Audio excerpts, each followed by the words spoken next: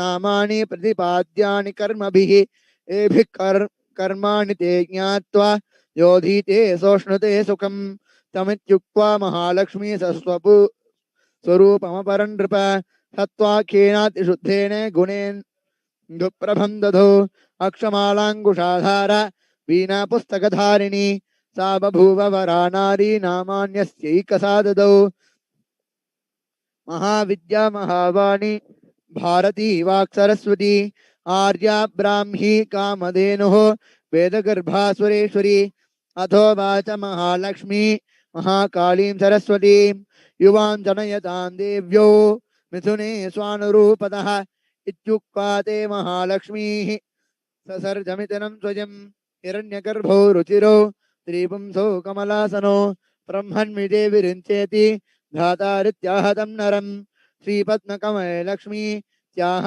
माता च तां श्रियं महाकाली भारती च मिथुने सृजतः सह एतयोरपि रूपाणि नामानि च वदामि ते नीलकण्ठं रक्तबाहुं श्वेताङ्गं चन्द्रशेखरं जनयामास पुरुषं महाकालीसितां श्रियं सरुद्रः शङ्करस्तानुः कपर्दी च त्रिलोचनः त्रयी विद्या कामधेनुः शास्त्री भाषाक्षरास्वरा सरस्वतीं स्त्रियं गौरीं कृष्णं च पुरुषं नृप जनयामास नामानि तयोरपि वदामि ते विष्णुकृष्णो हृषीकेशो वासुदेवो जनार्दनः उमा गौरी सती चण्डी सुन्दरी शुभगा शिवा एवं युवत यः सत्यः पुरुषत्वं प्रपेदिरे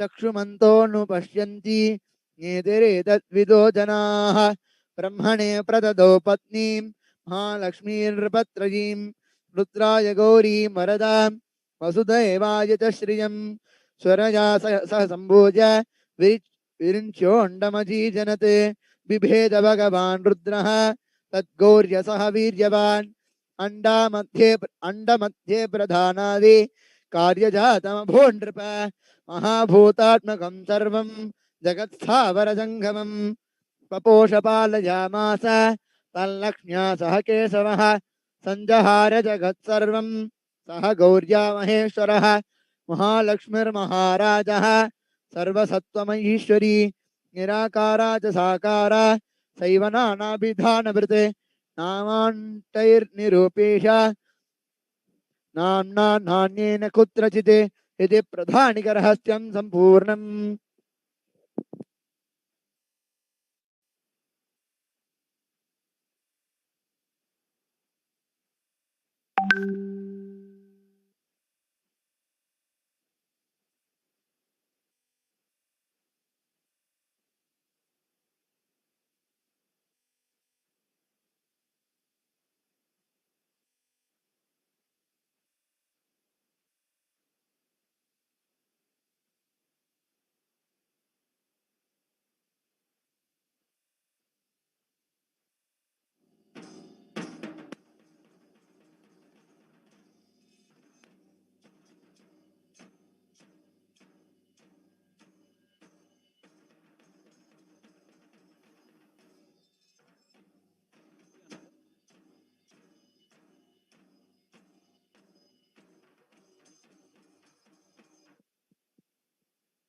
Nityanandam, as a part of the Navaratri celebrations in the Adi Kailasa Nityananda Peetham, now we'll be having the sevas being offered to Devi Parashakti by devotees across the globe. The first seva set of sevas are being offered at the feet of Devi Parashakti Nityanandeshwari in the form of Devi Vastra Seva, Meenakshi Devi Alankara Seva, and Meenakshi Archana Seva. Om Nityanandam Paramasukhadam Kevalam Jnanamurtim Dvandvatitam Gagana Sadrisham Tattvamasya Dilaksham एकं नित्यं विमलमचलं सर्वधी साक्षिभूतं भावातीतं त्रिगुणरहितं सद्गुरुं तं नमामि। नित्यानन्देश्वर परमशिव समारम्भां नित्यानन्देश्वरी पराशक्ति मध्यमाम् अस्मदाचार्य पर्यन्तां वन्दे गुरुपरम्पराम्। ललाटे त्रिपुण्ड्री निटिलकृतकस्तूरी तिलकः स्फुरन्मालाधार स्फुरितकटिकौपीनवसनः दधानो दुस्तारं शिरसि फणिराजं शशिकलां प्रदीपः सर्वेषाम् अरुणगिरियोगी विजयते।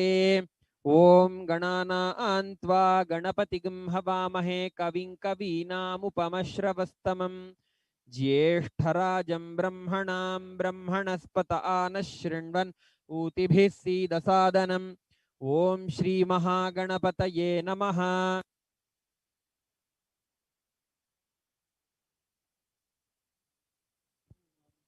ॐ ममोपात्त समस्त दुरितक्षय द्वारा भगवत् श्री नित्यानंद परमशिव प्रीत्यर्थम श्री नित्यानंदेश्वरी पराशक्ति समेत श्री नित्यानंदेश्वर परमशिव प्रीत्यर्थंच अद्य पूर्वोक्त एवं गुण विशेषण विशिष्टायाम् अस्यां शुभतिथौ मानित्य ज्योतिर्मयानन्दानाम्न्याः रेमंड ग्वी ट्योंगहाई नामधेयस्य जॉर्ज ग्वी जिन यांग नामधेयस्य कैरन ग्वी ज़ी चिए नाम्न्याः ब्रैंडन ग्वी जिन एम नामधेयस्य ग्लोरिया इंटैक नाम्न्याः खोंग पुई हुई नाम्न्याः ओंग येट टी नाम्न्याः ली आ होंग नाम्न्याः ली किंग ग्योक नाम्न्याः ली किमलैन नाम्न्याः ली जिंगज्वेन नाम्न्याः ली की चोर नामधेयस्य ली की पून नामधेयस्य मेरी बाब्री नाम्न्याः यूरियल हेर्कुलस मैब्री नामधेयस्य फीफी हुए पी चिम नाम्न्याः मार्कुस चू नामधेयस्य नैन्सी सियो नाम्न्याः सकुटुम्बस्य च षडमर्शनगोत्रोद्भवस्य मृगशिरा नक्षत्रे ऋषभराशौ जातस्य बालाजि श्रीनिवासन् नामधेयस्य सकुटुम्बस्य च मनसे स्थित सकल सदभीष्टकाम्यार्थसिद्ध्यर्थं धर्मार्थकाममोक्ष चतुर्विध फलपुरुषार्थसिद्ध्यर्थं समस्त दुरितोपशान्त्यर्थं समस्त मंगलवाप्त्यर्थं भगवत् श्री नित्यानंद परमशिव प्रसादेन सकुटुम्बस्य ज्ञानवैराग्य जीवन मुक्ति प्राप्त्यर्थं च श्री नित्यानंदेश्वरी पराशक्ति श्री मीनाक्षी देवी वस्त्रसेवाख्य कर्म करिष्ये। तथैव मानित्य ज्योतिर्मयानन्दानाम्न्याः रेमंड ग्वी ट्योंग ह्याई नामधेयस्य जॉर्ज ग्वी जिन यांग नामधेयस्य कैरन ग्वी ज़ी चिए नाम्न्याः ब्रैंडन ग्वी जिम एम नामधेयस्य ग्लोरिया इंटैक नाम्न्याः खोंग पुई हुई नाम्न्याः ओंग येट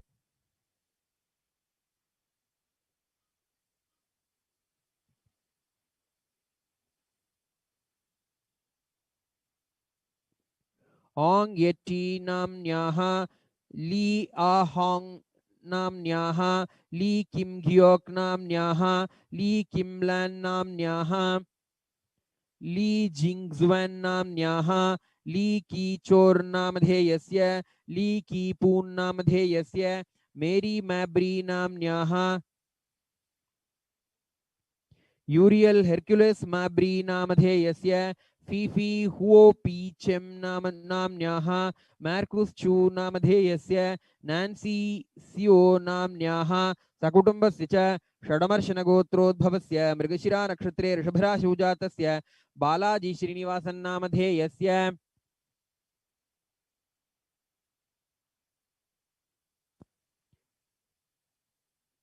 ज़ियावो विंग नामधेयस्य सियू मिंग च्युइंग नाम्न्याः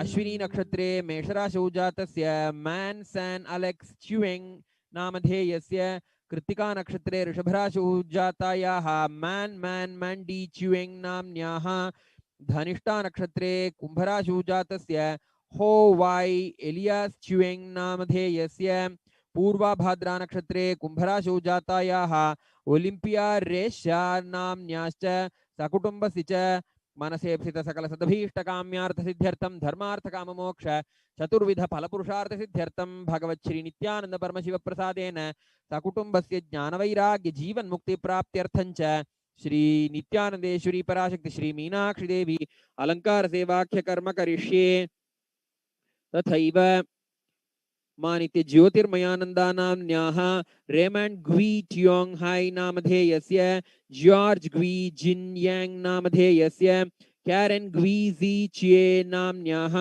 ब्रैंडन ग्वी जिन इम नामधेयस्य ग्लोरिया इंटेक नाम्न्याः खोंग पुई हुई नाम्न्याः ओंग येट्टी नाम्न्याः ली आ होंग नाम्न्याः ली किम गियोक नाम्न्याः ली किमलैन नाम्न्याः ली जिंग जुएन नाम्न्याः ली की चोर नामधेयस्य ली की पूम नामधेयस्य मेरी मैब्री नाम्न्याः यूरियल हेर्क्युलेस मैब्री नामधेयस्य फीफी हुओ पीचेम नाम्न्याः मार्कुस चू नामधेयस्य नैन्सी स्यो नाम्न्याश्च सकुटुम्बस्य च षण्मर्षणगोत्रोद्भवस्य मृगशिरा नक्षत्रे ऋषभराशौ जातस्य बालाजी श्रीनिवासन् नामधेयस्य सकुटुम्बस्य च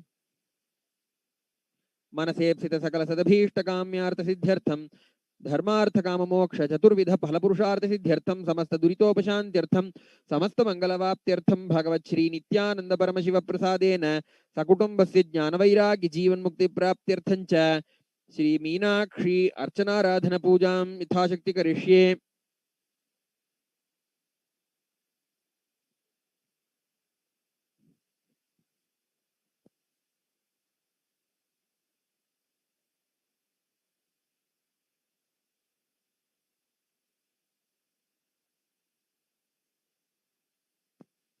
ॐ हिरण्यवर्णां हरिणीं सुवर्णरजतस्तजां चन्द्रां हिरण्मयीं लक्ष्मीं जातवेदो महावः तां महावः जातवेदो लक्ष्मीं मनपगामिनीं यस्यां हिरण्यं बिन्दे जङ्गामश्वं पुरुषानहम् अश्वपूर्वां रथमध्यां हस्तिनादप्रबोधिनीं सृजं देवीमुपह्वजे श्रीर्मा देवी जुषतां कांसोऽस्मिजां हिरण्यप्राकाराम् आर्द्रां ज्वलन्तीं तृप्तां तत्पजन्तीं पद्मे स्थितां पद्मवर्णां तामिहोपह्वजे सृजम् चन्द्रां प्रभासां यशसा ज्वलन्ति सृजन् लोके देवदुष्टामुदाराम् तां पद्मिनीमीं शरणमहं प्रपद्ये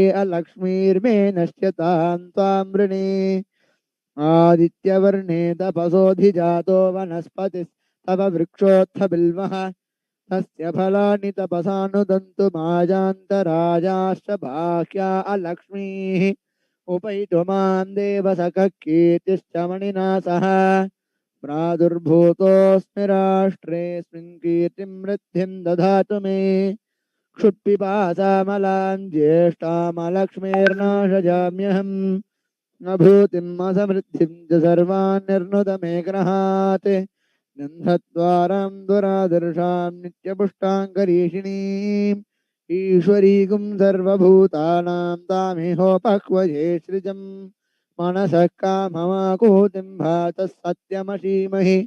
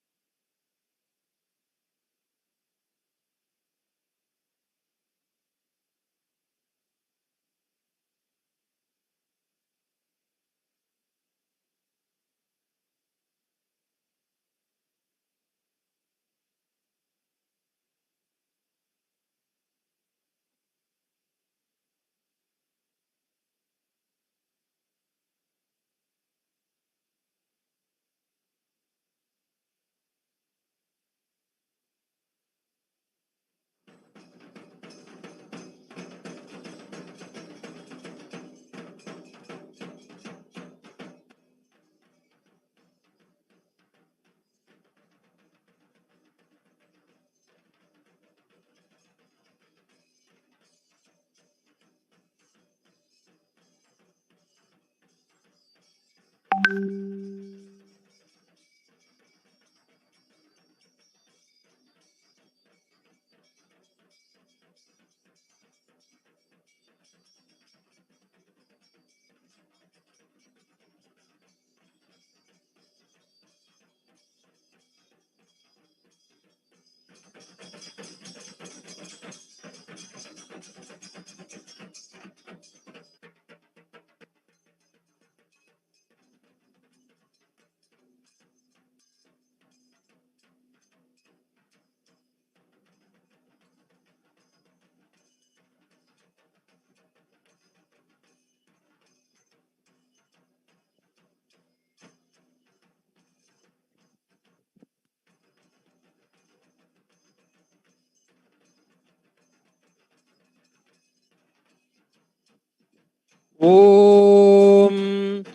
बालार्कारुण पद्मपीठ निलयाम वामादिशक्त्यावृताम येलागन्धि सुकुन्तलां द्विनयनां हेमाम्बरालङ्कृतां वामे लम्बकरां सुशैलतनयां दक्षे करेन्दीवरां श्यामाभां शरदिन्दुचारुवदनां ध्यायेत् सुमीनेक्षणाम्।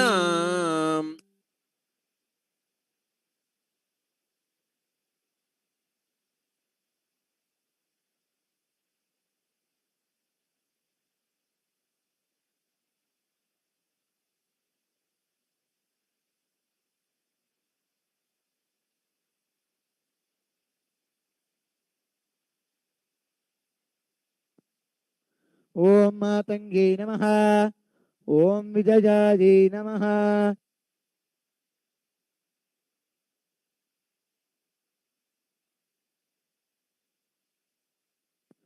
ओम श्यामायाजे नमः। ओम सचिवैष्ये नमः। ओम शुकप्रियाजे नमः। ओम नीपप्रियाजे नमः।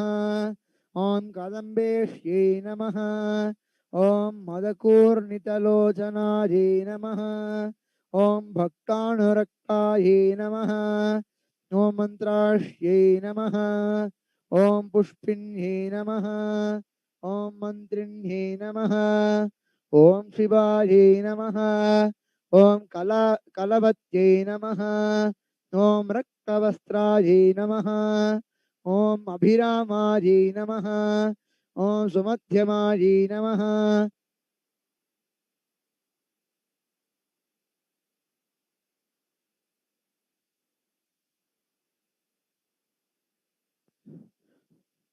ओम सुमध्यमाये नमः। ओम त्रिकोणमध्यनिलयाये नमः। ओम चारुचन्द्रावदंसिन्ये नमः। ओम रहपूज्याये नमः। रक्तवस्त्राये नमोकेत्ये नमः। अभिरामाये योनिरूपाये नमः। सुमध्यमाये महेश्वर्ये नमः। ओम भगप्रियाये नमः। ओम भगाराध्याये नमः। ओम सुभगाये नमः। ओम भगमालिन्ये नमः। ओम चतुर्बाहवे त्रिकोणमध्यनिलयाये नमः। ओम चारुहासिन्ये नमः। ओम मधुप्रियाये रक्तवस्त्राये नमोकेत्ये नमः। अभिरामाये योनिरूपाये नमः। सुमध्यमाये महेश्वर्ये नमः। ओम भगप्रियाये नमः। ओम भगाराध्याये नमः। ओम सुभगाये नमः। ओम भगमालिन्ये सुमध्यमाये चतुर्बाहवे त्रिकोणमध्यनिलयाये नमः। चारुहासिन्ये नमः। ओम मधुप्रियाये रक्तवस्त्राये नमोकेत्ये नमः। अभिरामाये योनिरूपाये सुमध्यमाये महेश्वर्ये नमः। ओम भगप्रियाये नमः। भगाराध्याये नमः। ओम सुभगाये नमः।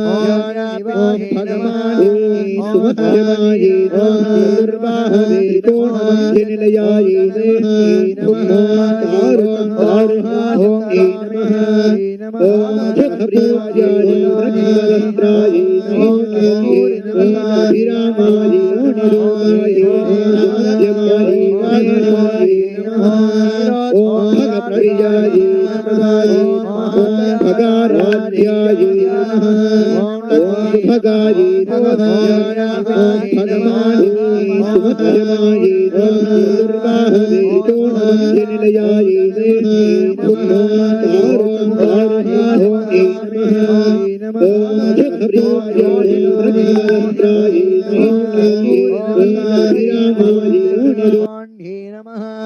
ओम कौलिन्यै नमः।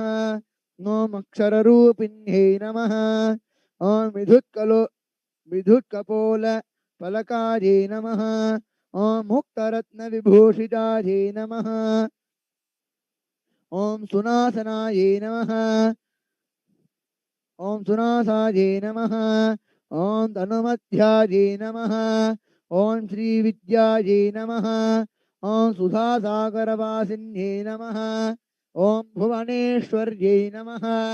ओम प्रतुस्तन्यै नमः। ओम ब्रह्मविद्यायै नमः।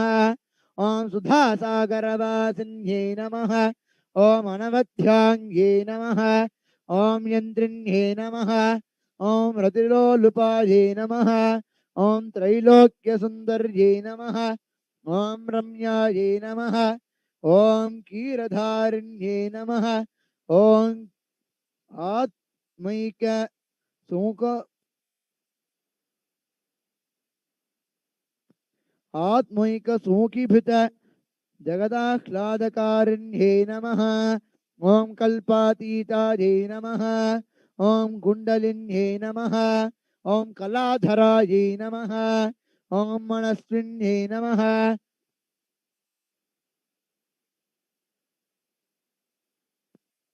ओम अचिन्त्यानंद विभवायै नमः।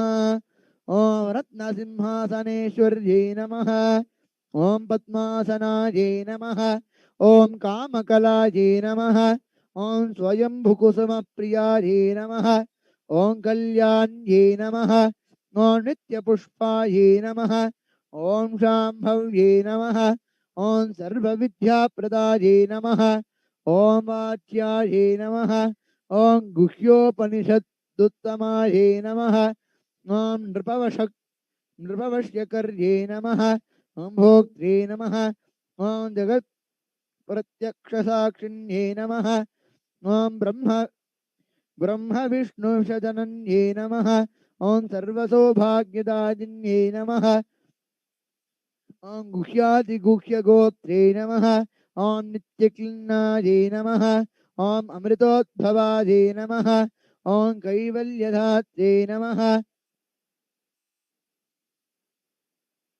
ओम वशिन्ये नमः। ओम सर्वसम्पत्प्रदायिन्ये नमः। ओम ब्रह्मविद्यायै नमः। ओम श्यामलाम्बिकायै नमः। ओम भवस्य देवस्य पत्न्यै नमः। ओम सर्वस्य देवस्य पत्न्यै नमः। ओम ईशानस्य देवस्य पत्न्यै नमः। ओम पशुपते देवस्य पत्न्यै नमः। ओम उग्रस्य देवस्य पत्न्यै नमः। ओम रुद्रस्य देवस्य पत्न्यै नमः। ओम भीमस्य देवस्य पत्न्यै नमः। ओम महतोदेवस्य पत्न्यै नमः। ओम श्री ललिता महात्रिपुरसुंदरी स्वरूप श्री मीनाक्षी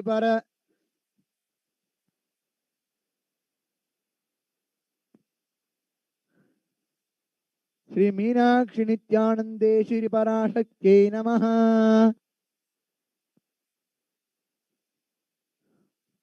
ओम श्री नित्यानंदेश्वरी पराशक्त्यै नमः। नानाविध अष्टोत्तरशतनामार्चनानि समर्पयामि।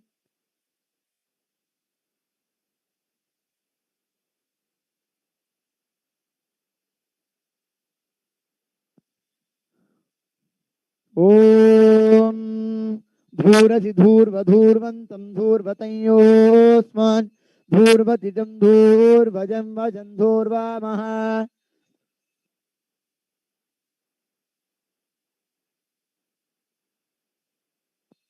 ओम श्री नित्यानंदेश्वरी पराशक्त्यै नमः।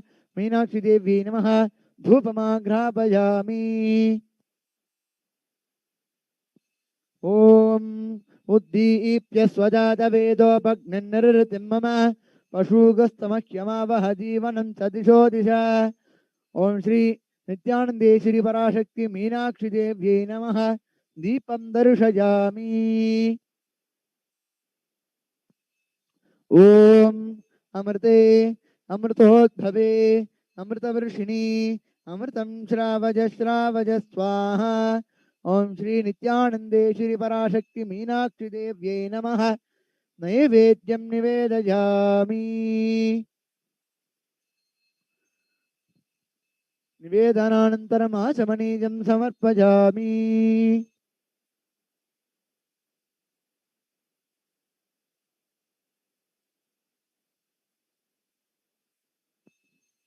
ॐ सर्वमङ्गलमाङ्गल्ये शिवे सर्वार्थसाधिके शरण्ये त्र्यम्बके गौरि नारायणि नमोऽस्तु ते। सृष्टिस्थितिविनाशानां शक्तिभूते सनातनि गुणाश्रये गुणमये नारायणि नमोऽस्तु ते। शरणागतधीर्नाथपरित्राणपरायणे सर्वस्यार्थि हरे देवि नारायणि नमोऽस्तु ते।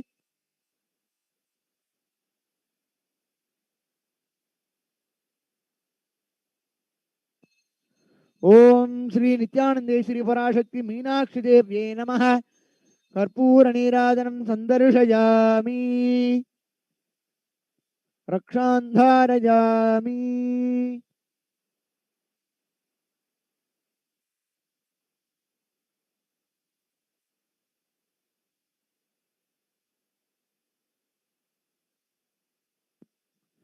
ओम उद्यद्भानुसहस्रकोटिसदृशां केयूरहारोज्ज्वलां बिम्बोष्टीं स्मितदन्तपङ्क्तिरुचिरां पीताम्बरालङ्कृतां विष्णुब्रह्मसुरेन्द्रसेवितपदां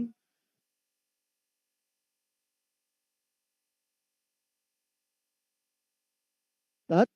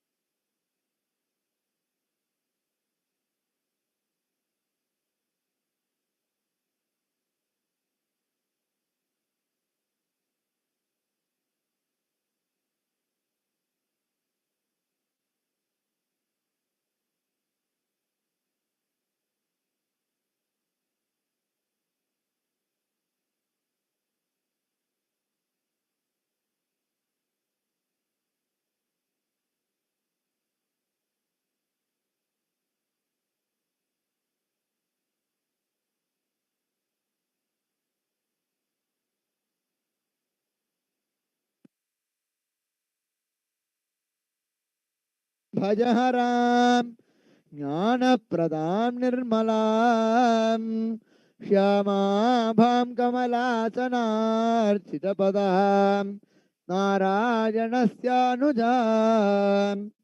वीणावेणुमृदङ्गवाद्यरसिकां नानाविधामम्बिकां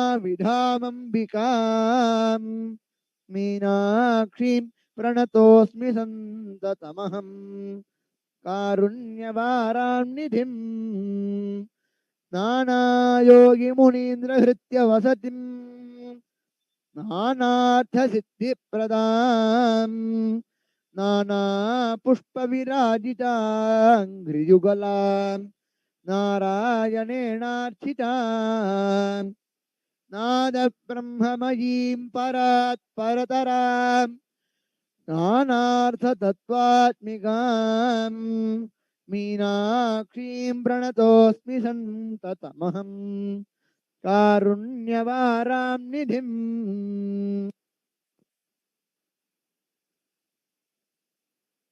शब्दब्रह्ममयी चराचरमयी ज्योतिर्मयी वाङ्मयी नित्यानन्दमयी निरञ्जनमयी तत्त्वमयी चिन्मयी तत्त्वातीतमयी परात्परमयी मायामयी श्रीमयी सर्वैश्वर्यमयी सदा शिवमयी मां पाहि मीनाम्बिके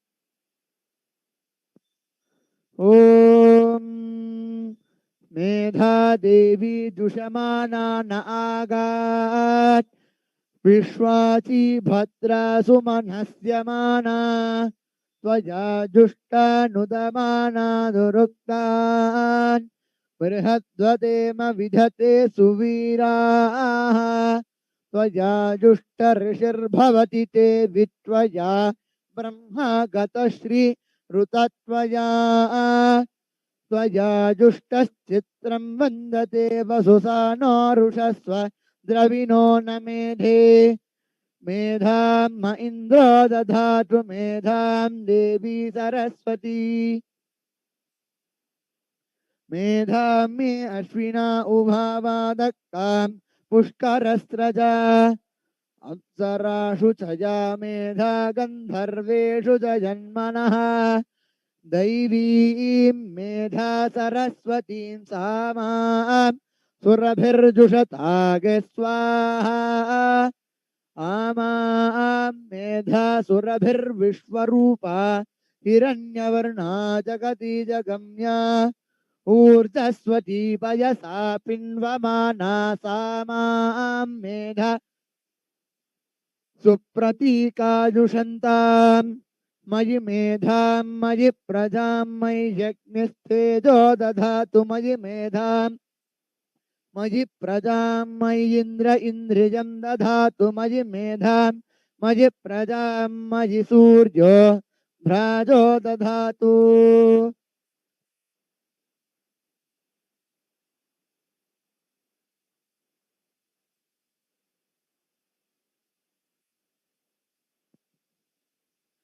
शिवशक्त्या युक्तो यदि भवति शक्तः प्रभवितुम् न चेदेवं देवो न खलु कुशलः स्पन्दितुमपि अतस्त्वाम् आराध्यां हरिहरविरिञ्चादिभिरपि प्रणन्तुं स्तोतुं वा कथमकृतपुण्यः प्रभवति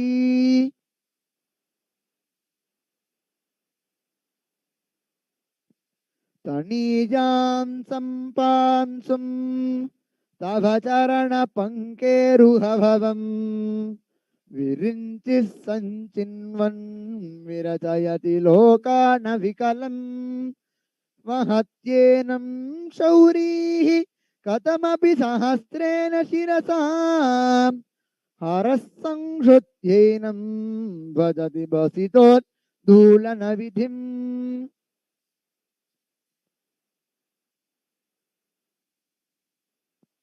अविद्यानामन्तस्तिमिरमिहिरद्वीपनगरी जडानां चैतन्यस्तबकमकरन्द श्रुतिजरी दरिद्राणां चिन्तामणिगुणनिका जन्मजलधौ निमग्नानां दंष्ट्रा मुररिपुवराहस्य भवति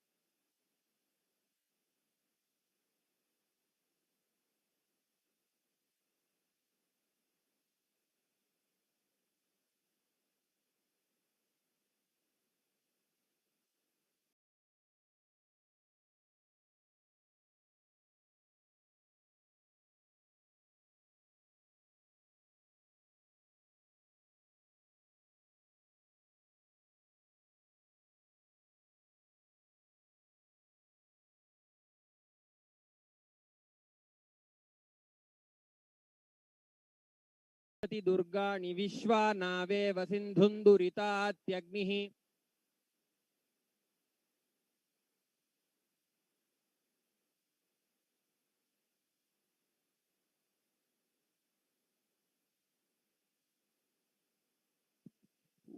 सुनवाम सोममराति यतो निदहाति वेदः स नः पर्षदति दुर्गाणि विश्वा नावेव सिन्धुन्दुरितात्यग्निः तामग्निवर्णान् तपसा ज्वलन्तीं वैरोचनीं कर्मफलेषु जुष्टां दुर्गां देवीं शरणमहं प्रपद्ये सुतरसि तरसे नमः.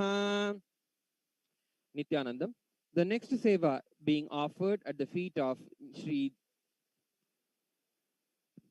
Devi Shri Nityanandeshwari Parashakti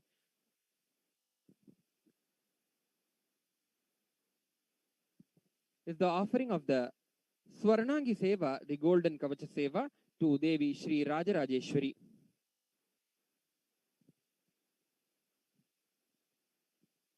ओम ममोपात्त समस्त दुरितक्षय द्वारा भगवत श्री नित्यानंद परम शिव प्रीत्यर्थम श्री नित्यानंदेश्वरी पराशक्ति समेत श्री नित्यानंदेश्वर परम शिव प्रीत्यर्थं च अद्य पूर्वोक्त एवं गुण विशेषण विशिष्टायाम अस्याम शुभ तिथौ मानित्य ज्योतिर्मयानंदानाम्न्याः रेमंड ग्वीट्योंग हाई नामधेयस्य कैरेन ग्वीजीचिए नाम्न्याः जॉर्ज ग्वी जिन यांग नामधेयस्य ब्रैंडन ग्वी जिन एम नामधेयस्य ग्लोरिया इंटैक नाम्न्याः खोंग पुई हुई नाम्न्याः ओंग येट्टी नाम्न्याः ली आहोंग नाम्न्याः ली किम गियोक नाम्न्याः ली किमलन नाम्न्याः ली जिंगजुएन नाम्न्याः ली की चोर नामधेयस्य ली की पून नामधेयस्य मेरी बाब्री नाम्न्याः यूरियल हेर्कुलिस मैब्री नामधेयस्य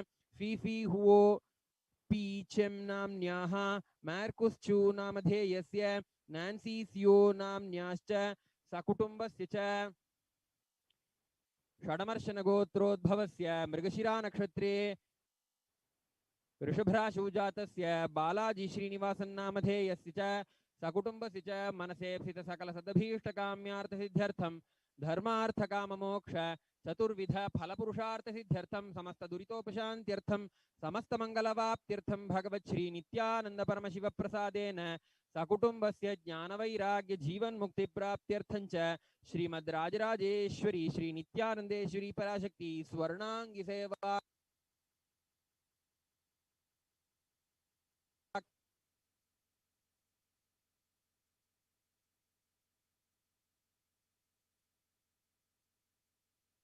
सरणिरिव सीमंत सरणिः वहन्ति सिन्दूरं प्रबल कबरी भारतिमिरद्विषां वृन्दैर्बन्दी कृतमिव नवीनार्क किरणम्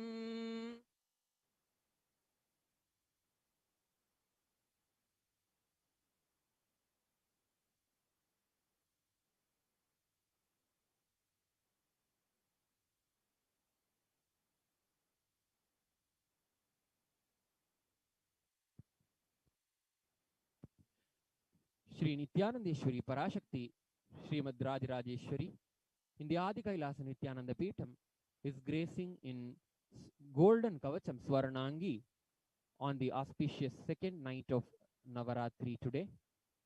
Let us all receive her blessings and her grace. Her eyesight, her glance is just enough to manifest all the prayers into reality in our lives.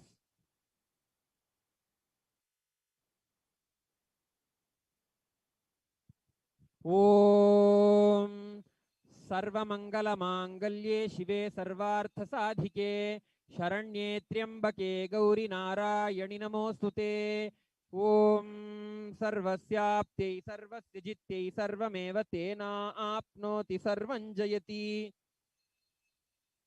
ओम श्रीमद् राजराजेश्वरी पराभट्टारिकायै नमो नमः श्री नित्यानंदेश्वरी पराशक्त्यै नमः स्वर्णांगी सेवार्थे महामंगल नीराजनं संदर्शयामि रक्षान् धारयामि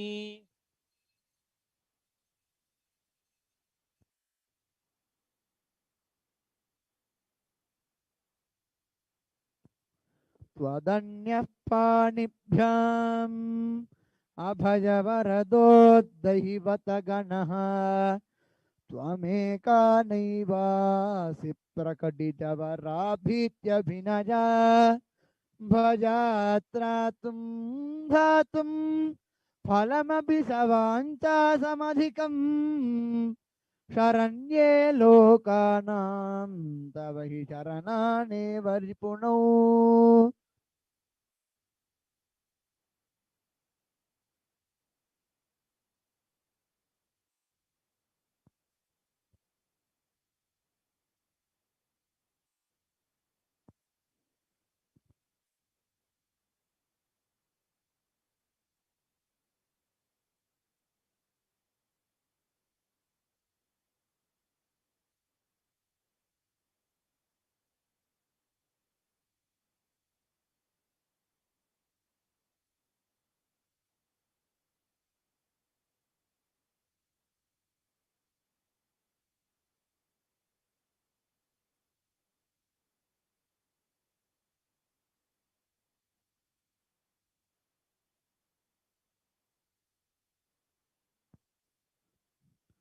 ॐ सहस्रशीर्षा पुरुषः सहस्राक्षः सहस्रपात् स भूमिं विश्वतो वृत्वा अत्यतिष्ठद्दशाङ्गुलम् पुरुष एवेदगुं सर्वं यद्भूतं यच्च भव्यम् उतामृतत्वस्येषानः यदन्येनातिरोहति एतावानस्य महिमा अथोऽद्याजागश्च पूरुषः पादोऽस्य विश्वाभूतानि त्रिपादस्यामृतं दिवि त्रिपादूर्ध्व उदयः पुरुषः पादोऽस्येह भवात् पुनः तथो विश्वं व्यक्रामते शासनानशने अभि तस्मात्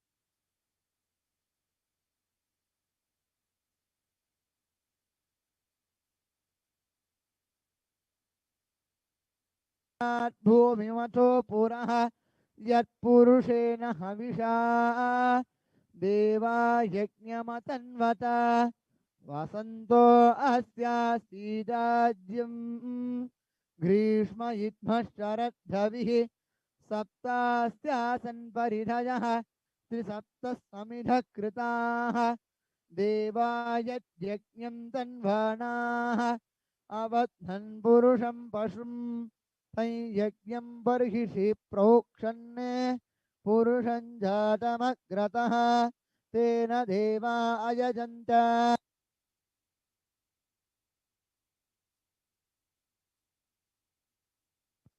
साध्यार्षयश्च ते तस्मात् यज्ञात् सर्वहुतः संभृतं पृषदाज्यं पशुगुस्तागुश्चक्रे वायव्यान् आरण्यान् ग्राम्याश्च ये तस्मात् यज्ञात् सर्वहुतः ऋचः सामानि जग्निरे छन्दांसि जग्निरे तस्मात् यजुस्तस्मादजायत तस्मादश्वा अजायन्त हरिः ओम्।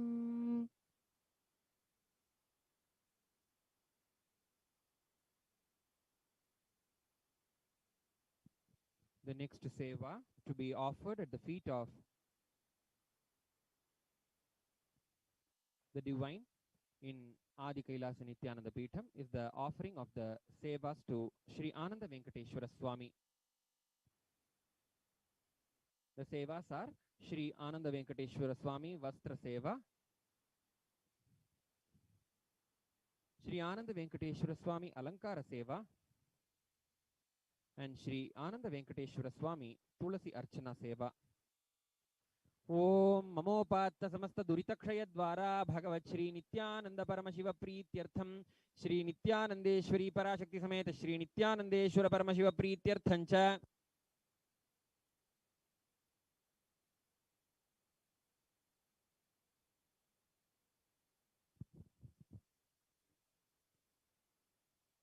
मानित्य ज्योतिर्मयानंदा नाम्न्याः रेमंड ग्वी टियोंग हाई नामधेयस्य जॉर्ज ग्वी जिनयांग नामधेयस्य कैरन ग्वी जी चिए नाम्न्याः ब्रैंडन ग्वी जिन एम नामधेयस्य ग्लोरिया इंटैक नाम्न्याः कॉन्ग पुई हुई नाम्न्याः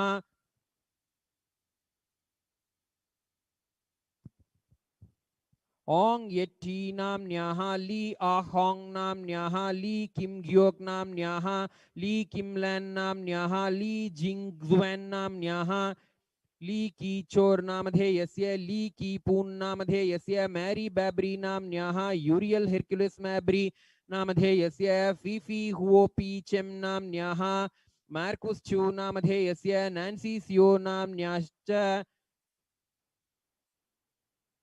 सकुटुंबस्य च षड्मर्शनगोत्रोद्भवस्य मृगशिरा नक्षत्रे ऋषभराशौ जातस्य बालाजी श्रीनिवासन् नामधेयस्य सकुटुंबस्य च मनसेप्सित सकलसदभीष्टकाम्यार्थसिद्ध्यर्थं धर्मार्थकाममोक्ष चतुर्विध फलपुरुषार्थसिद्ध्यर्थं समस्त दुरितोपशान्त्यर्थं समस्त मंगलवाप्त्यर्थं भगवत् श्री नित्यानंद परमशिव प्रसादेन सकुटुंबस्य ज्ञानवैराग्य जीवन मुक्ति प्राप्त्यर्थं च श्री आनंद वेंकटेश्वर स्वामी वस्त्रसेवां श्री आनंद वेंकटेश्वर स्वामी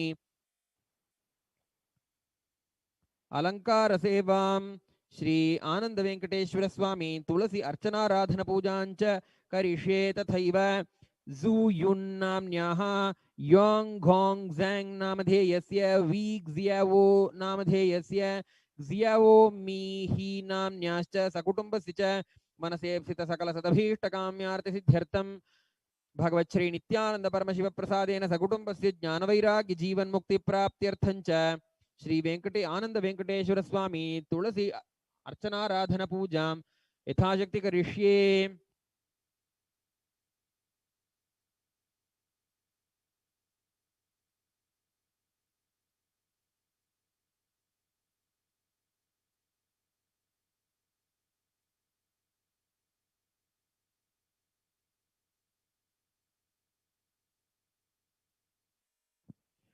ओम श्री वेंकटेशाय नमः। ओम श्री श्रीनिवासाय नमः। ओम लक्ष्मीपतये नमः। ओम आनुनायाय नमः। ओम अमृतांशने नमः। ओम अनानुयाय नमः। ओम माधवाय नमः। ओम कृष्णाय नमः। ओम हरये नमः। ओम ज्ञानपंजराय नमः। ओम श्रीवत्सवक्षसे नमः। ओम जगद्वन्द्याय नमः। ओम गोविंदाय नमः। ओम शाश्वताय नमः। ओम प्रभवे नमः। ओम शेषाद्रिनिलयाय नमः। ओम देवाय नमः। ओम केशवाय नमः। ओम मधुसूदनाय नमः। ओम अमृताय नमः। ओम विष्णवे नमः। ओम अच्युताय नमः। ओम पद्मिनी प्रियाय नमः। ओम सर्वेशाय नमः। ओम गोपालाय नमः। ओम पुरुषोत्तमाय नमः। ओम गोपीश्वराय नमः। ओम परञ्ज्योतिषे नमः। ओम वैकुंठपतये नमः। ओम अव्ययाय नमः। ओम सुधातनवे नमः। ओम यादवेन्द्राय नमः। ओम नित्ययौवनरूपवते नमः। ओम निरंजनाय नमः। ओम निराभासाय नमः। ओम नित्यतृप्ताय नमः। ओम धरापतये नमः। ओम सुरपतये नमः। ओम निर्मलाय नमः। ओम देवपूजिताय नमः। ओम चतुर्भुजाय नमः। ओम चक्रधराय नमः। ओम चतुर्वेदात्मकाय नमः। ओम त्रिधाम्ने नमः। ओम त्रिगुणाश्रयाय नमः। ओम निर्विकल्पाय नमः। ओम निष्कलंकाय नमः। ओम निरंतकाय नमः। ओम आर्तलोकाभयप्रदाय नमः। ओम निरुपद्रवाय नमः। ओम निर्गुणाय नमः। ओम गदाधराय नमः। ओम शार्ङ्गपाणये नमः। ओम नंदकिने नमः। ओम शंखदारकाय नमः। ओम अनेकमूर्तये नमः। ओम अव्यक्ताय नमः। ओम कटिहस्ताय नमः। ओम वरप्रदाय नमः। ओम अनेकात्मने नमः। ओम दीनबंधवे नमः।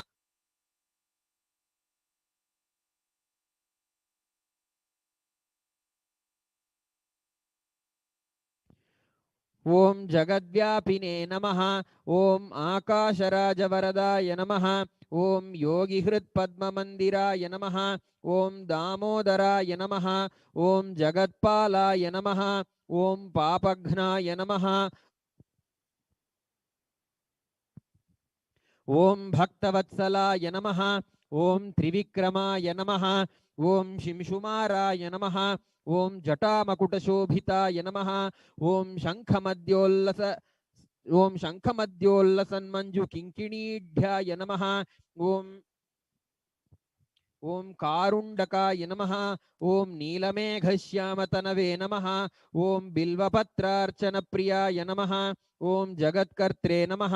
ಓಂ ಜಗತ್ಸಾಕ್ಷಿಣೇ ನಮಃ. ಓಂ ಜಗತ್ಪತಯೇ ನಮಃ. ಓಂ ಚಿಂತಿತಾರ್ಥಪ್ರದಾಯಕಾಯ ನಮಃ. ಓಂ ಜಿಷ್ಣವೇ ನಮಃ. ಓಂ ದಾಶಾರ್ಹಾಯ ನಮಃ. ಓಂ ದಶರೂಪವತೆ ನಮಃ. ಓಂ ದೇವಕೀನಂದನಾಯ ನಮಃ. ಓಂ ಶೌರಯೇ ನಮಃ. ಓಂ ಹಯಗ್ರೀವಾಯ ನಮಃ. ಓಂ ಜನಾರ್ದನಾಯ ನಮಃ. ಓಂ ಕನ್ಯಾಶ್ರಣತಾರೇಜ್ಯಾಯ ನಮಃ. ಓಂ ಪೀತಾಂಬರಧರಾಯ ನಮಃ. ಓಂ ಅನಘಾಯ ನಮಃ. ಓಂ ವನಮಾಲಿನೇ ನಮಃ. ಓಂ ಪದ್ಮನಾಭಾಯ ನಮಃ. ಓಂ ಮೃಗಯಾಸಕ್ತಮಾನಸಾಯ ನಮಃ. ಓಂ ಅಶ್ವಾರೂಢಾಯ ನಮಃ. ಓಂ ಖಡ್ಗಧಾರಿಣೇ ನಮಃ. ಓಂ ಧನಾರ್ಜನ ಸಮುತ್ಸುಕಾಯ ನಮಃ. ಓಂ ಘನತಾರಲ ಸನ್ಮಧ್ಯ ಕಸ್ತೂರಿ ತಿಲಕೋಜ್ವಲಾಯ ನಮಃ. ಓಂ ಸಚ್ಚಿದಾನಂದರೂಪಾಯ ನಮಃ. ಓಂ ಜಗನ್ಮಂಗಲದಾಯಕಾಯ ನಮಃ. ಓಂ ಯಜ್ಞಭೋಕ್ತ್ರೇ ನಮಃ. ಓಂ ಚಿನ್ಮಯಾಯ ನಮಃ. ಓಂ ಪರಮೇಶ್ವರಾಯ ನಮಃ. ಓಂ ಪರಮಾರ್ಥಪ್ರದಾಯಕಾಯ ನಮಃ. ಓಂ ಶಾಂತಾಯ ನಮಃ. ಓಂ ಶ್ರೀಮತೆ ನಮಃ. ಓಂ ದೋರ್ದಂಡ ವಿಕ್ರಮಾಯ ನಮಃ. ಓಂ ಪರಬ್ರಹ್ಮಣೇ ನಮಃ. ಓಂ ಶ್ರೀ ವಿಭವೇ ನಮಃ. ಓಂ ಜಗದೀಶ್ವರಾಯ ನಮಃ. ಓಂ ಶ್ರೀ ಪದ್ಮಾವತ್ಯಂಬಿಕಾ ಸಮೇತ ಶ್ರೀ ಆನಂದ ವೆಂಕಟೇಶ್ವರ ಸ್ವಾಮಿನೇ ನಮಃ.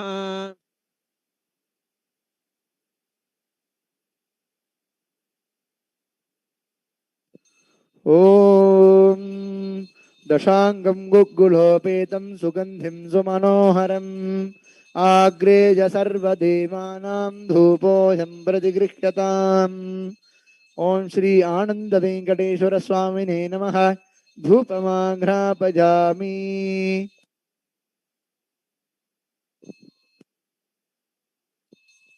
ಸಾಜ್ಯಂ ತ್ರಿವರ್ತಿ ಸಂಯುಕ್ತಂ ವಹ್ನಿನಾ ಯೋಜಿತಂ ಮಯಾ ಗೃಹಾಣ ಮಂಗಲಂ ದೀಪಂ ತ್ರೈಲೋಕ್ಯತಿಮಿರಾಪಹಂ. ಓಂ ಶ್ರೀ ಆನಂದ ವೆಂಕಟೇಶ್ವರ ಸ್ವಾಮಿನೇ ನಮಃ. ಏಕ ಆರತಿ ದೀಪಂ ಸಂದರ್ಶಯಾಮಿ. ಓಂ ಅಮೃತೆ ಅಮೃತೋದ್ಭವೆ ಅಮೃತವರ್ಷಿಣಿ ಅಮೃತಂ ಶ್ರಾವಯ ಶ್ರಾವಯ ಸ್ವಾಹ. ಓಂ ಶ್ರೀ ಆನಂದ ವೆಂಕಟೇಶ್ವರ ಸ್ವಾಮಿನೇ ನಮಃ. ನೈವೇದ್ಯಂ ನಿವೇದಯಾಮಿ.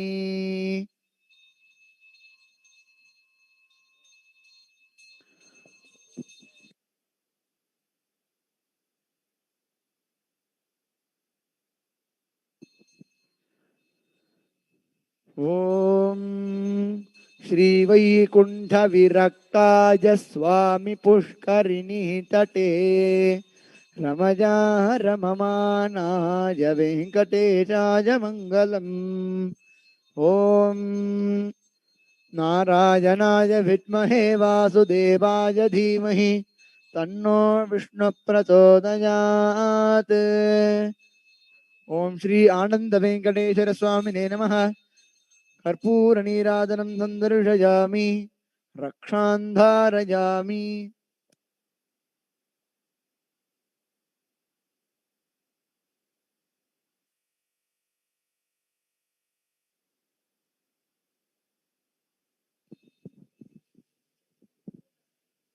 ಶ್ರೀಯಕಾಂತಾಯ ಕಲ್ಯಾಣ ನಿಧಯೇ ನಿಧಯೇರ್ಥಿನಾಂ. ಶ್ರೀ ವೆಂಕಟ ನಿವಾಸಾಯ ಶ್ರೀನಿವಾಸಾಯ ಮಂಗಲಂ.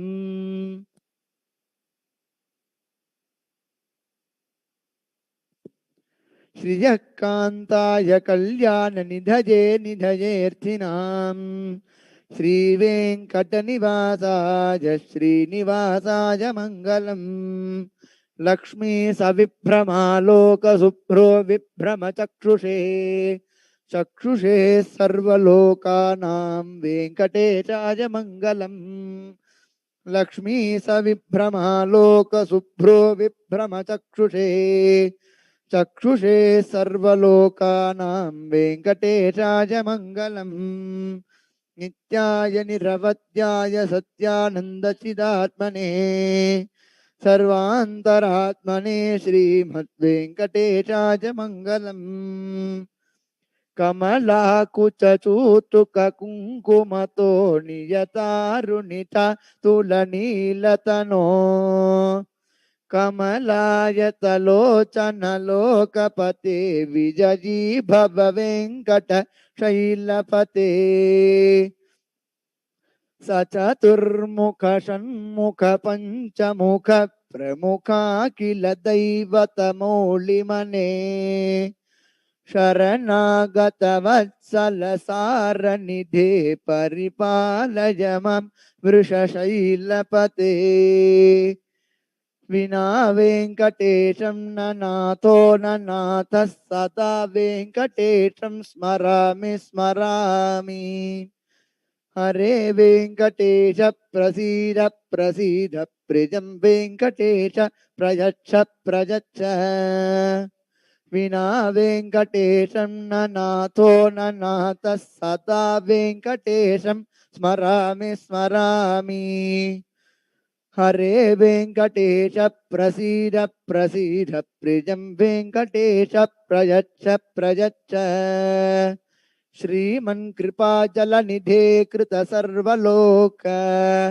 सर्वज्ञ शक्कनत वत्सल सर्वशेषिन् स्वामिन् सुशील सुलभाश्रित पारिजात श्रीवेङ्कटेश चरणौ शरणं प्रपद्ये श्रीमन्कृपाजलनिधे कृत सर्वलोक सर्वज्ञ शक्कनत वत्सल सर्वशेषिन् स्वामिन् सुशील सुलभाश्रित पारिजात श्रीवेङ्कटेश चरणौ शरणं प्रपद्ये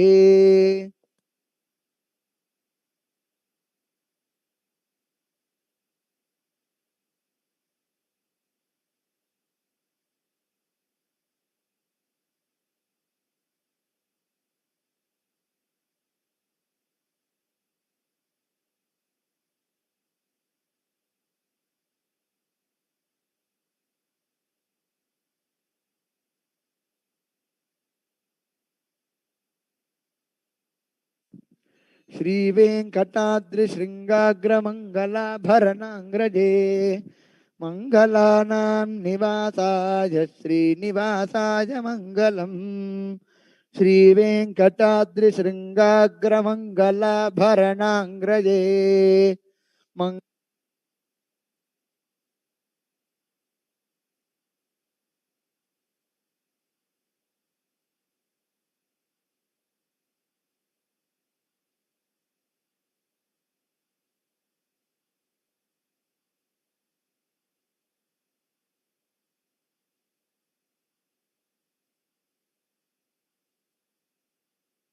सम्मोहनायास्तु वेङ्कटेशाय मङ्गलम् नित्याय निरवध्याय सत्यानन्दचिदात्मने सर्वान्तरात्मने श्रीमद्वेङ्कटेशाय मङ्गलम् नित्याय निरवध्याय सत्यानन्दचिदात्मने सर्वान्तरात्मने श्रीमद्वेङ्कटेशाय मङ्गलम् स्वतः सर्वविदे सर्वशक्तजे सर्वशेषिने सुलभाय सुशीलाय वेङ्कटेशाय मङ्गलम् स्वतः सर्वविदे सर्वशक्तजे सर्वशेषिने सुलभाय सुशीलाय वेङ्कटेशाय मङ्गलम् परस्मै ब्रह्मणे पूर्णकामाय परमात्मने प्रयुञ्जे परतत्त्वाय वेङ्कटेशाय मङ्गलम् परस्मै ब्रह्मणे पूर्णकामाय परमात्मने प्रयुञ्जे परतत्त्वाय वेङ्कटेशाय मङ्गलम् आकालतत्त्वमश्रान्तमात्मनामनुपश्यताम् अतृत्यमृतरूपाय वेङ्कटेशाय मङ्गलम् आकालतत्त्वमश्रान्तमात्मनामनुपश्यताम् अतृप्त्यमृतरूपाय वेङ्कटेशाय मङ्गलम् प्रायस्वच्चरणो पुंसां शरण्यत्वेन पाणिना कृपया दिशते श्रीमद्वेङ्कटेशाय मङ्गलम् प्रायस्वच्चरणो पुंसां शरण्यत्वेन पाणिना कृपया दिशते श्रीमद्वेङ्कटेशाय मङ्गलम् दयामृततरङ्गिण्यास्तरङ्गैरिव शीतलैः अपाङ्गैः सिञ्चते विश्वं वेङ्कटेशाय मङ्गलम् दयामृततरङ्गिण्यास्तरङ्गैरिव शीतलैः अपाङ्गैः सिञ्चते विश्वं वेङ्कटेशाय मङ्गलम् सृग्भूषाम्बरहेतीनां सुषमावहमूर्तये सर्वार्तिशमनायास्तु वेङ्कटेशाय मङ्गलम्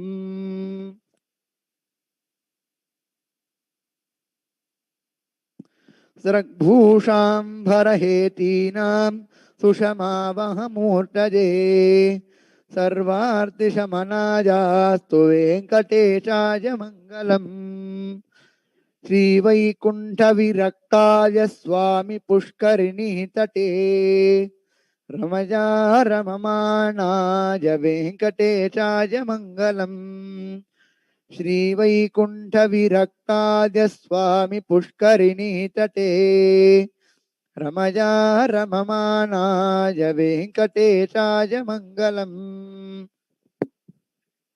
श्रीमत्सुन्दरजामातृमुनिमानसवासिने सर्वलोकनिवासाय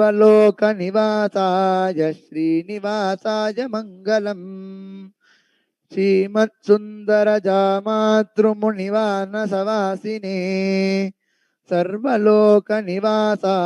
श्रीनिवासाय मङ्गलम् मङ्गलाशासनपरैः मदाचार्यपुरोगमैः सर्वैश्च पूर्वैराचार्यैः सत्कृतायास्तु मङ्गलम् मङ्गलाशासनपरैः मदाचार्यपुरोगमैः सर्वैश्च पूर्वैराचार्यैः सत्कृतायास्तु मङ्गलम्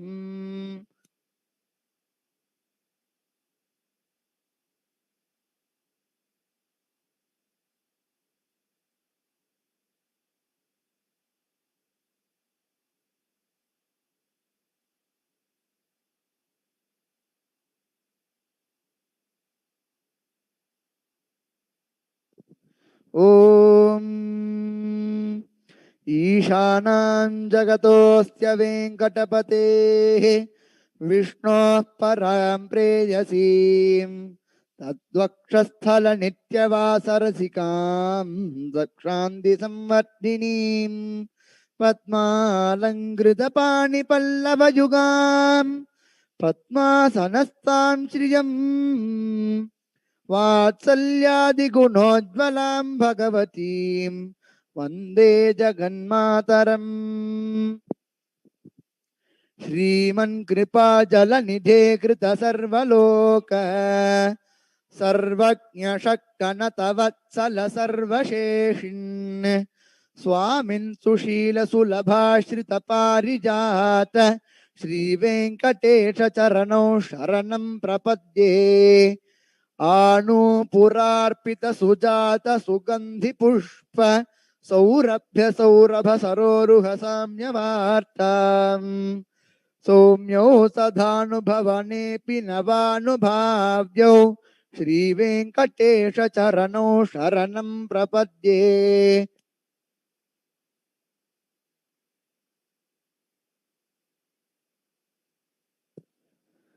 सद्यो विकासिस समुद्वरसान्द्ररागौ सौरभ्यनिर्भसरोरुहसाम्यवार्ताम् सम्यक्षुसाहसपदेषु विलेखयन्तौ श्रीवेङ्कटेशचरणौ शरणं प्रपद्ये रेखामयध्वजसुधा कलशातपत्र वज्राङ्गुशाम्बुरुहकल्पकशङ्खचक्रैः भव्यैरलङ्कृततलौ परतत्त्वचिह्नैः श्रीवेङ्कटेशचरणौ शरणं प्रपद्ये ताम्रोदरद्युतिपराजितपद्मरागौ बाह्यैर्महोभिरभिभूतमहेन्द्रनीलौ उद्यन्नकांशु बिरुदस्थशशाङ्कभासौ श्रीवेङ्कटेशचरणौ शरणं प्रपद्ये।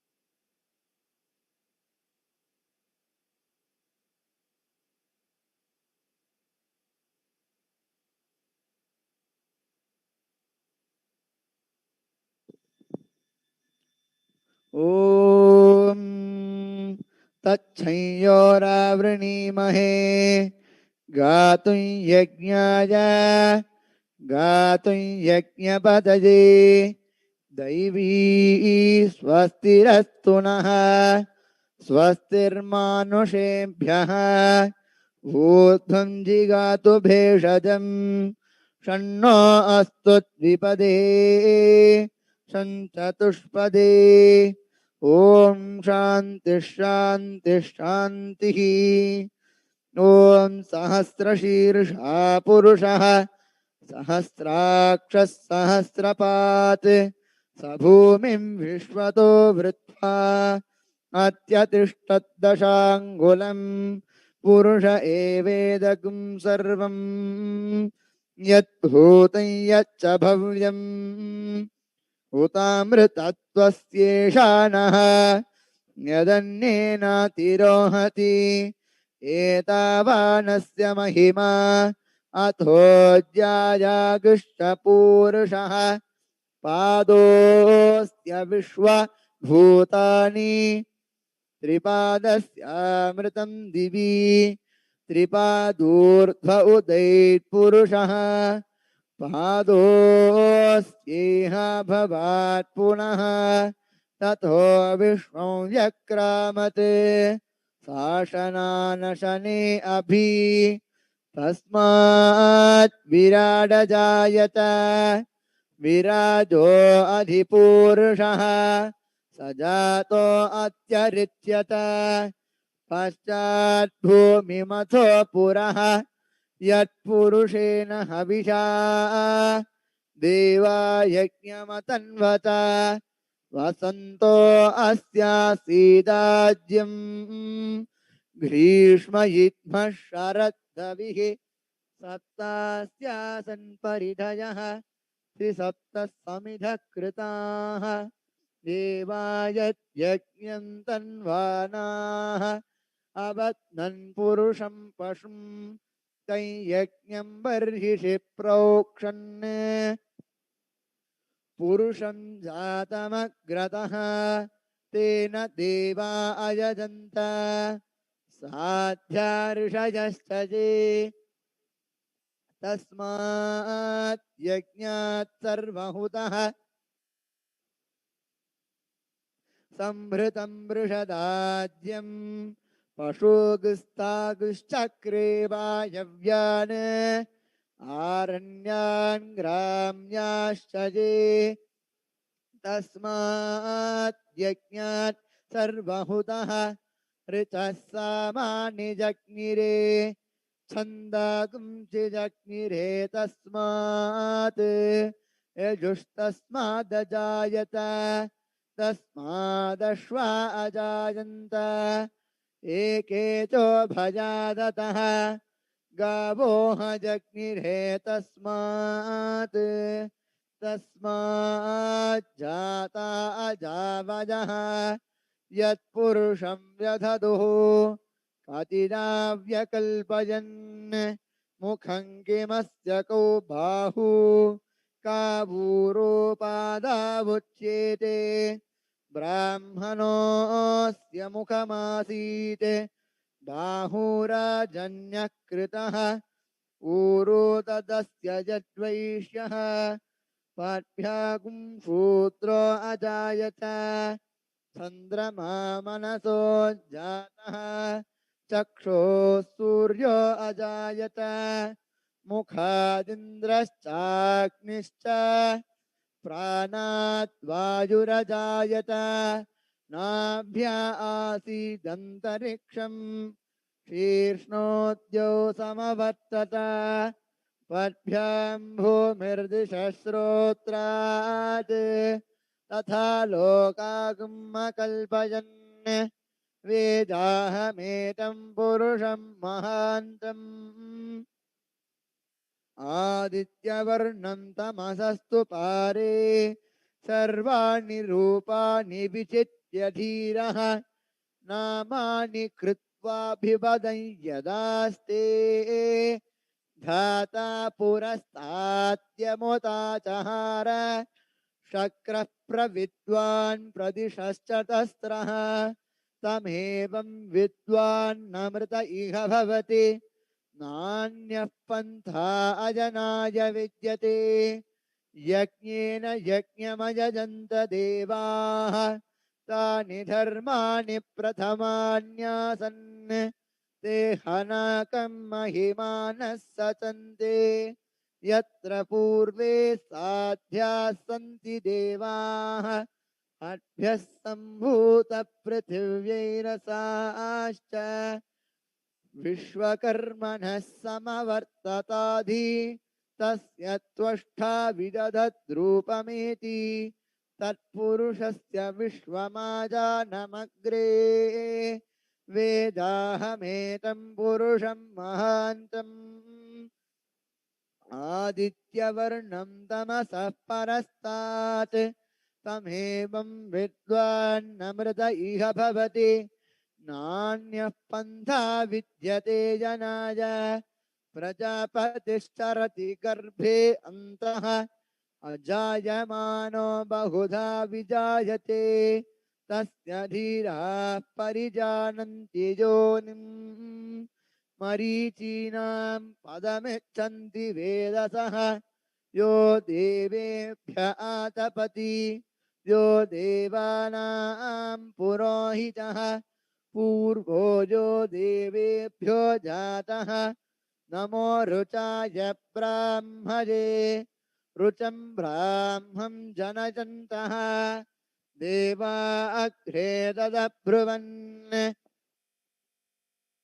यस्त्वैवं ब्राह्मणो विद्यात् तस्य देवा असन्वशे ह्रीष्यते लक्ष्मीश्च पत्न्यौ अहोरात्रे पार्श्वे नक्षत्राणि रूपम् अश्विनो व्याप्तम् इष्टं मनिषान अमुं मनिषान सर्वं मनिषान ॐ शान्ति शान्ति शान्तिः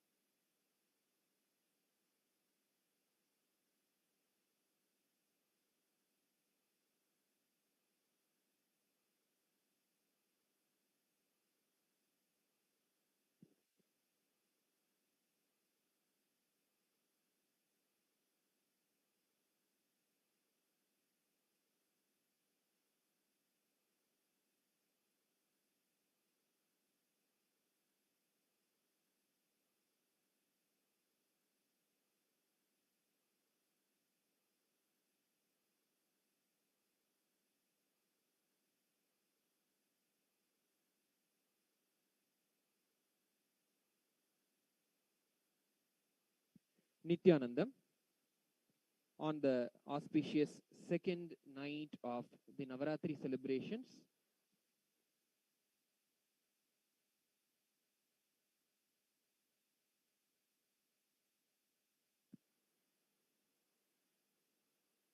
The grand Chandi Mahayaga has been offered in Adi Kailasa Nityananda Peetham, Nityanandeshwara Paramashiva Devasthanam, with the grace and the blessings of the Supreme Pontiff of Hinduism, Jagadguru Mahasannidhanam, His Divine Holiness Swamiji.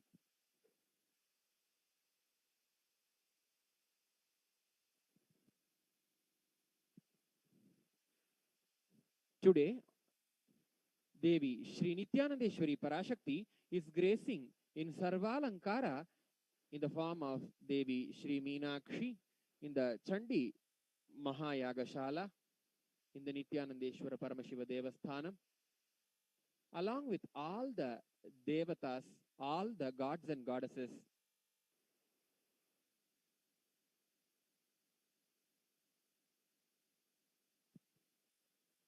Devi Chandika Parameshwari, the embodiment of Mahakali, Mahalakshmi and Mahasaraswati, who is worshipped through this Chandi Mahayaga, is the cosmic mother in her full fierce form. She assumes this form of Chandika Parameshwari to destroy all the negativity, all the unconsciousness, all the demons. She is called the Devata Sarvabhuma, the chief among all the galaxies of gods and goddesses.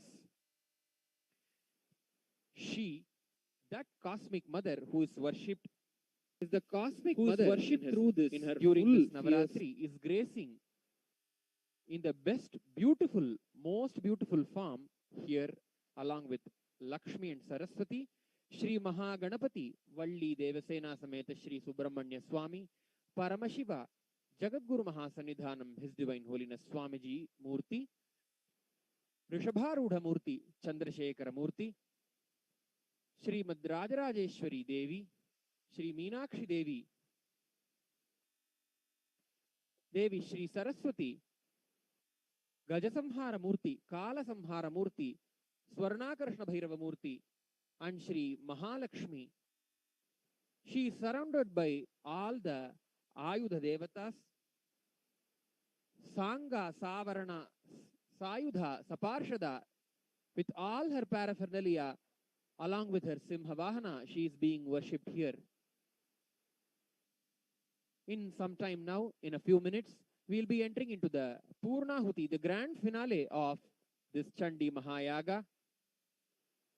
As we get ready to receive the grace of Parashakti in her physical form, in the form of Jagadguru Mahasannidhanam, His Divine Holiness Swamiji, during the Purnahuti Mahayaga, let us prepare our inner space to receive the Shakti Nipata and Shakti Nipata from His Divine Holiness Swamiji.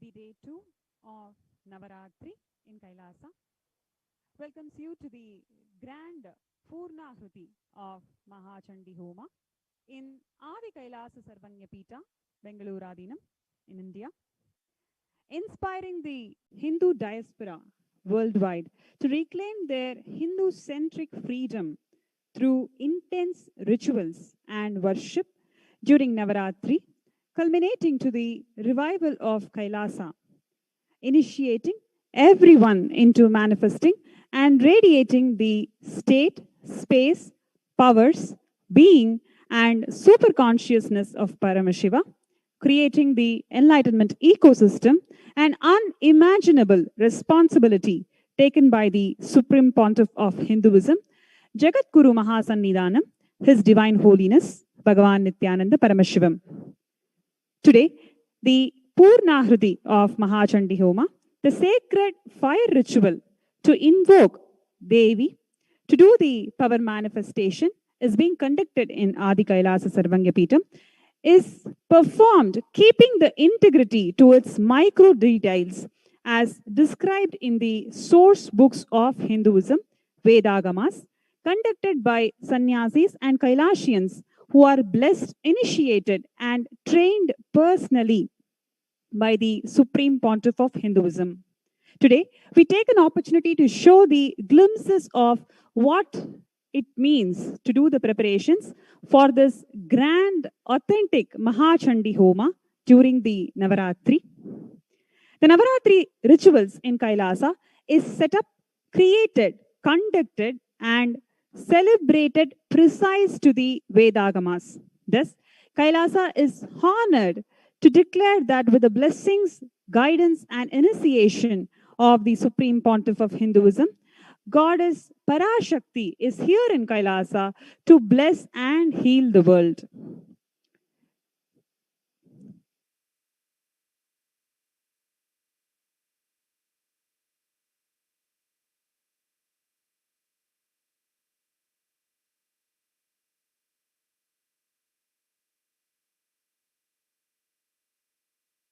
Guru Mahasannidhanam, His Divine Holiness, Bhagavan Nityananda Paramashivam. The Balasans chant the sacred hymns of Devi Mahatmyam, the 700 verses, 10 times. And in the 11th time, the Balasans conduct the Samputa Jabam for more than 6 hours. This Samputa Jabam is for blessing the whole world to remove the ill effects of pandemic fatigue and all the sufferings that the humanity is going through in this COVID outbreak. This Samputa mantra, they are all specially chosen and blessed by His Divine Holiness for the Kailashians to protect themselves from pandemic fatigue and attain the superconscious breakthrough in this pralaya. In addition, 26 devatas are invoked in the sacred kalasa, the water pots that are meticulously tied with sacred thread adhering to the shastras. Every single day, the sacred water energized in these kalashas are offered as the abhishekam to Devi Rajarajeshwari.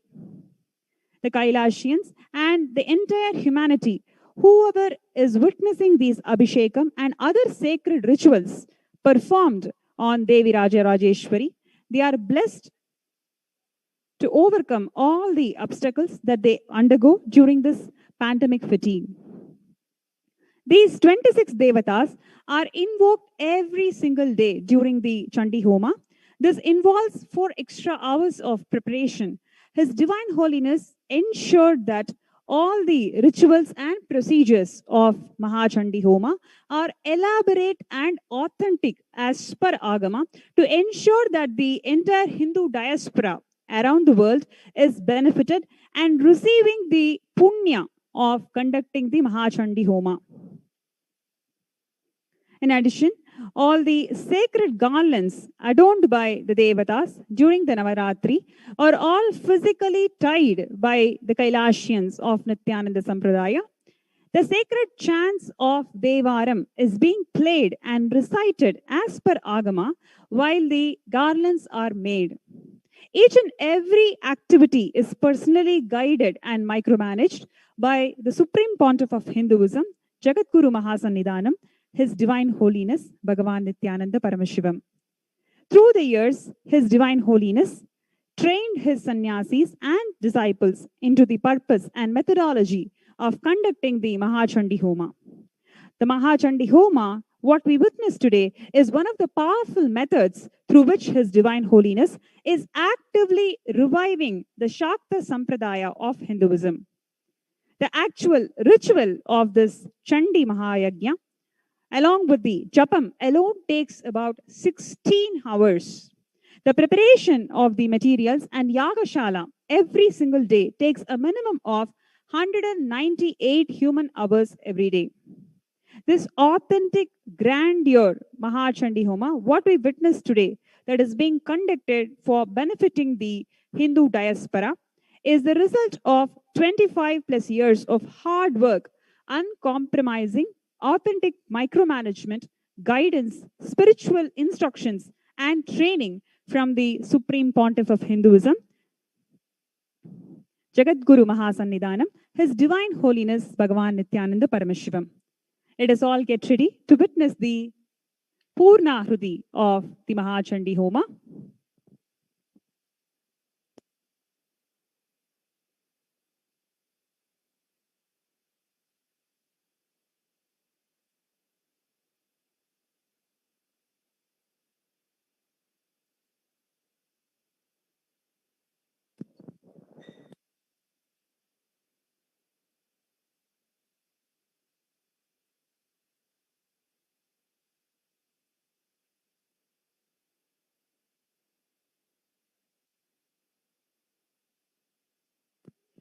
The worship of the Cosmic Mother brings immense prosperity, immense auspiciousness, and alleviates all the suffering from our lives. His Divine Holiness Swamiji, the Supreme Pontiff of Hinduism, Jagadguru Mahasannidhanam, he himself personally practiced the Shakta Sampradaya, the worship.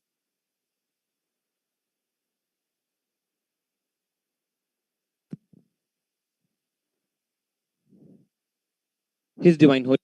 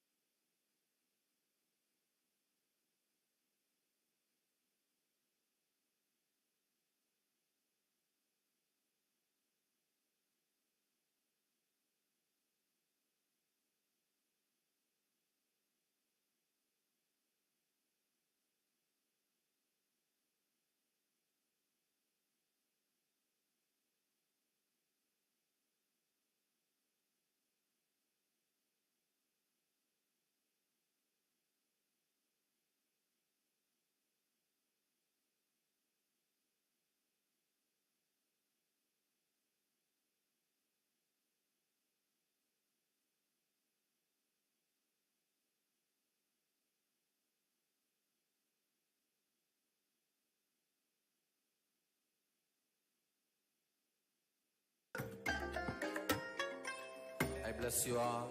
Let you all open all your three eyes and manifest the powers of Mahasadashiva. Om Nityananda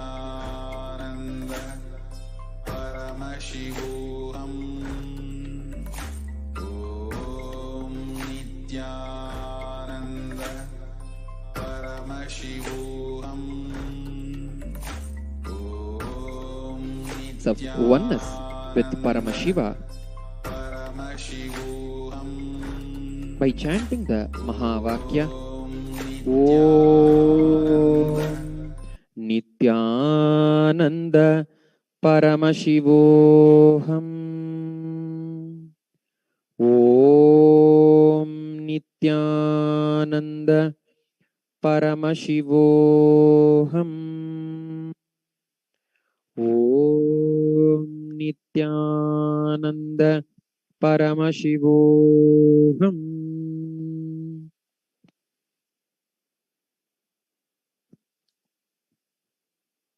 Continue to chant the Mahavakya intensely. Experience the grace and the Shakti Nipata, the energy entanglement with Paramashiva and Parashakti.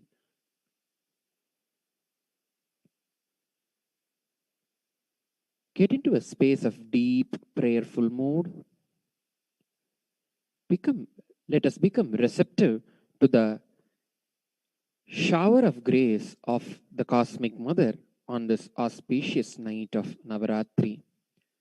All that we need to do from our side is become open to the grace and the blessings of the Cosmic Mother. The space a child holds for its mother. Let us get into the same space of a child yearning for the darshan of the Cosmic Mother, Parashakti. Intensely, as you chant the Mahavakya, be centered in the space of prayerfulness and deep awareness and deep receptive mood.